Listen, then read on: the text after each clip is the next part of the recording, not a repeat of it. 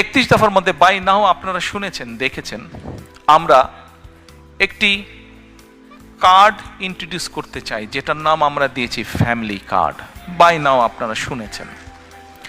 এখন এই ফ্যামিলি কার্ডটা কি, নাম হয়তো আপনারা শুনেছেন অনেকে, কেউ কেউ হয়তো আপনারা এখানে যারা আজকে উপস্থিত আছেন কেউ কেউ হয়তো আপনারা জানেন, আচ্ছা ফ্যামিলি কার্ড দিয়ে কি হবে না হবে।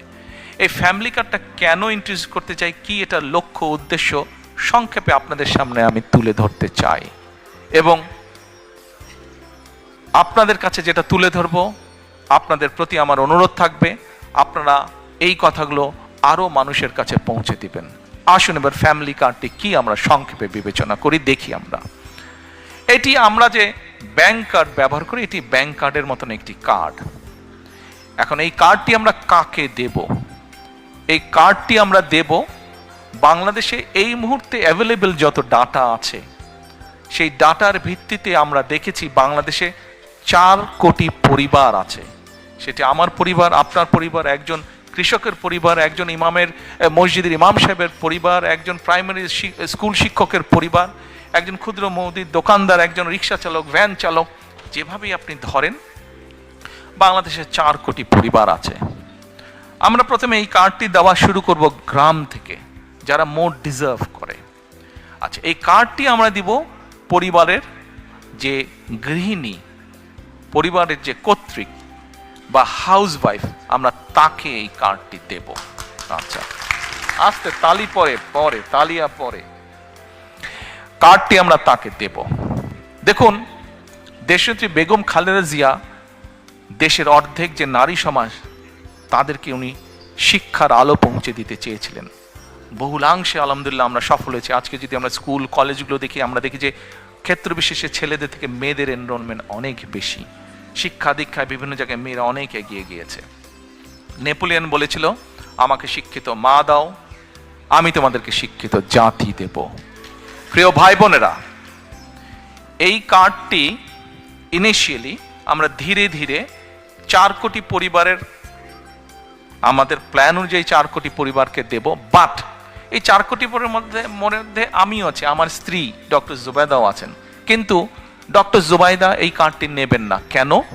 কারণ এই কার্ডটি থেকে রাষ্ট্র বা সরকার যেই সুবিধা দেবে একটি পরিবারকে, আলহামদুলিল্লাহ ডক্টর জুবাইদার এটি প্রয়োজন নেই।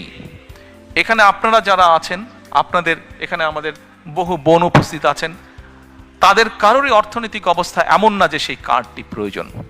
এইভাবে বাংলাদেশের 4 কোটির মধ্যে আমরা মনে করি বহু পরিবার আছে যাদের প্রয়োজন নেই, কাজেই তারা এই সুবিধাটা নেবেন না।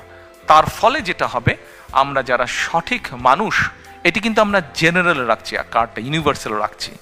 বাংলাদেশে বিভিন্ন সামাজিক সোশ্যাল নেটওয়ার্ক যেগুলো ফ্যাসিলিটি আছে, যেগুলো বেনিফিটস আছে, বিভিন্ন ক্যাটাগরি থাকে, এবং আমরা রিসার্চ করে দেখেছি যে ক্যাটাগরি, এরকম বিভিন্ন ক্যাটাগরি থাকলেই কারাপশনের প্রবাবিলিটি বেড়ে যায়।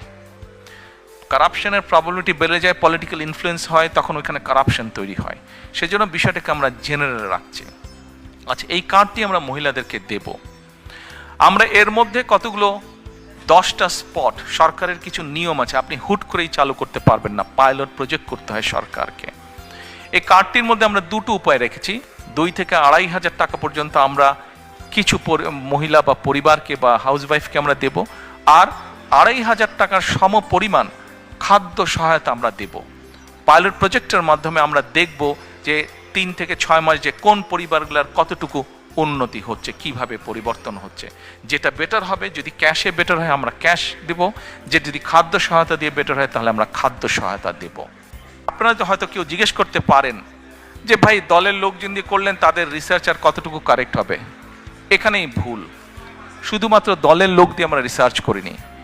এই সবের কাজে, এই ধরনের কাজে যারা এক্সপার্ট আছেন, এক্সপার্টিজ আছেন, যারা প্রফেশনালস আছে, এরকম একটা টিম দিয়ে আমরা এই কাজটি তৈরি করেছি। এবং এরই ভিতরে আমাদের কাছে যতটুকু, এটার বাজেট কোথা থেকে কিভাবে আসবে সেটিও আমরা, বাজেটের যে সকল কাগজপত্র পাবলিক ডকুমেন্ট হিসেবে উপস্থিত আছে, সেখান থেকে আমরা সব কিছু বের করেছি কিভাবে আমরা এগুলা চালু করব।